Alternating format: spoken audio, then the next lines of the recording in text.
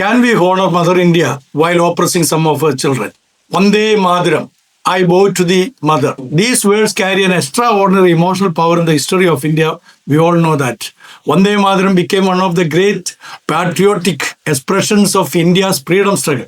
It inspired generations who fought against colonial rule. But today, I want to raise a difficult question, not about the song itself, but about the way patriotism can sometimes be used in contemporary India. My question is simple. Can we genuinely honor Mother India while discriminating against some of her children because of their religion, caste, or tribal identity? If Vande Mataram means I bow to Mother India, then we must ask, who are the children of Mother India? The answer is obvious. The Hindu is her child, the Muslim is her child, the Christian is her child, the Sikh is her child, the Buddhist is her child, the Dalit is her child, the Adivasi is her child. Every Indian citizen is her child. Therefore, the real test of patriotism is not simply how loudly we sing Vande Mataram, but how faithfully we treat the people who stand beside us when we sing it. The first point I wanted to ponder before you, Vande Mataram must not become a test of religious loyalty. There is nothing wrong with singing Vande Mataram. There is nothing wrong with celebrating India's civilization and cultural heritage. The problem begins when patriotism becomes a political loyalty test. No political organization has the right to tell an Indian, you must prove your patriotism by accepting our particular religious or ideological definition of India. India is constitutionally larger than any one political party or ideological organizations. The constitution does not say that an Indian citizen must belong to a particular religion to be patriotic. Article 14 guarantees equality before the law. Article 15 prohibits discrimination on ground including religion and caste. Article 25 protects freedom of conscience and religion. These are not foreign ideas imposed upon India. They are part of the constitutional promise of India.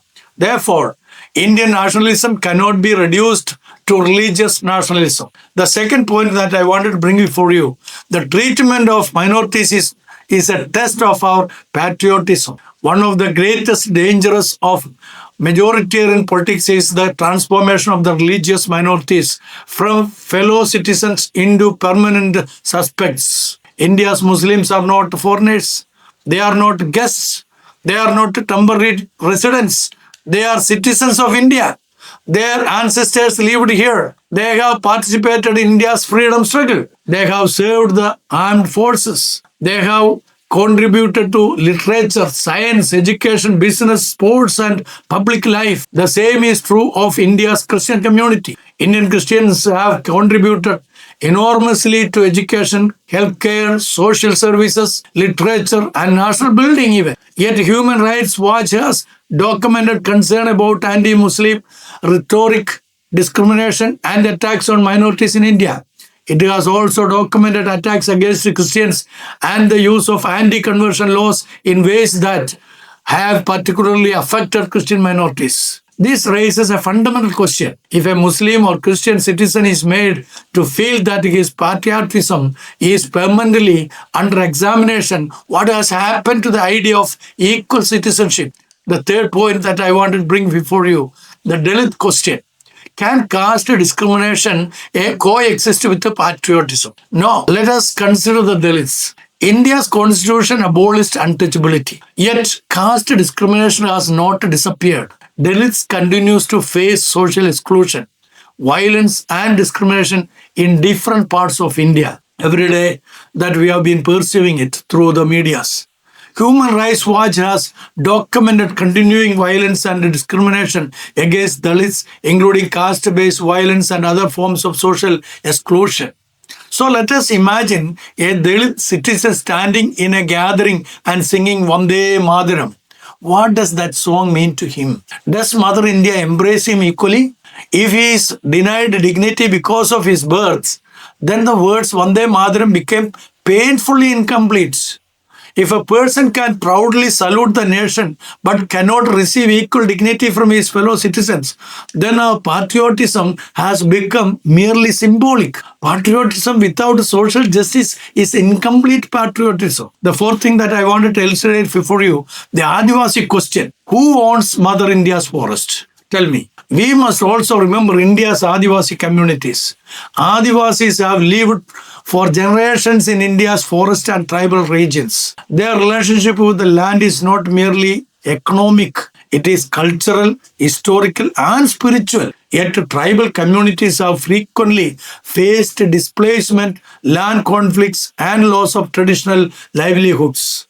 Human Rights Watch has documented concerns affecting Adivasi communities, including abuses and displacement-related problems in conflict-affected areas. I personally understood all those things when I visited many areas. So again, we must ask, if India is our mother, can we honor Mother India while ignoring the children who have protected her forest for generations? Development is necessary. Industrialization is necessary.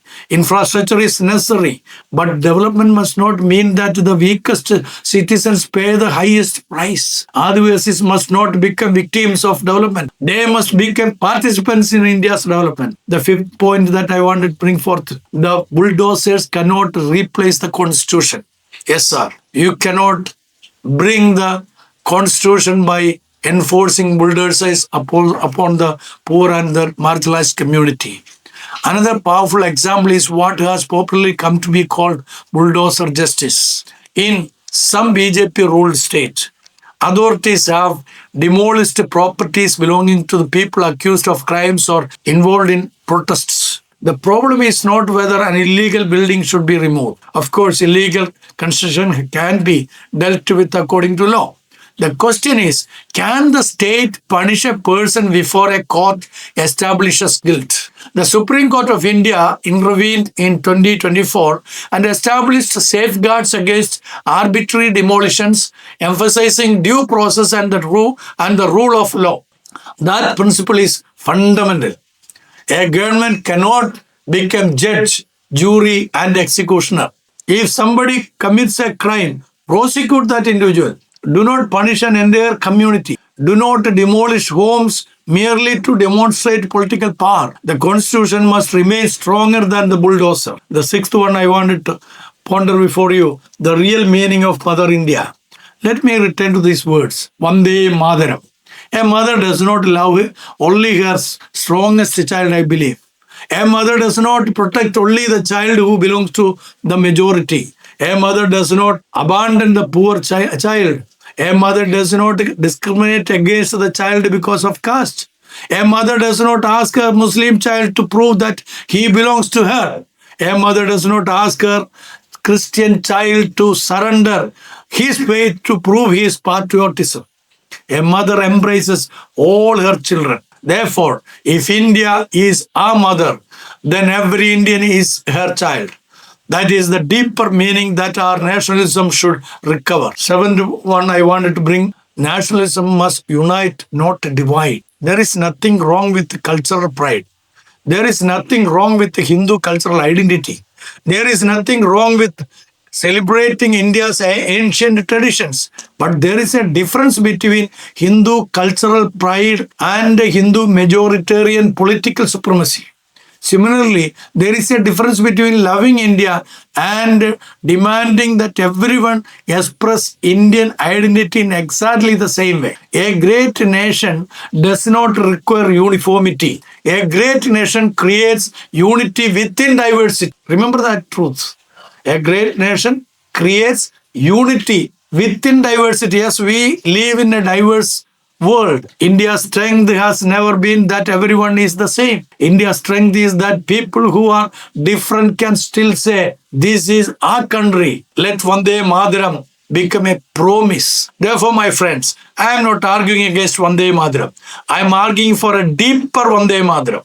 Let us not merely sing Vande Mataram. Let us live it. When we protect the dignity of a Dalit, we honor Mother India. When we protect an Adivasi's rights, we honor Mother India. When we protect the Muslims' freedom, we honor Mother India. When we protect the Christians' freedom of conscience, we honor Mother India. When we defend equality before the law, we honor Mother India. When we stand against communal hatred, we honor Mother India. And when we refuse to allow nationalism to become an instrument of oppression, we indeed honor Mother India. So the real question is not who can sing Vande Mataram. The deeper question is who is willing to protect every child of motherly India? Because the greatest patriot is not the person who merely shouts the loudest patriotic slogan. The greatest patriot is the person who ensures that every Indian, whatever his religion, caste, tribe, or social status, can stand beneath the Indian flag and say with equal dignity, "This is my India. Vande Mataram." Jai Hind. Thank you very much.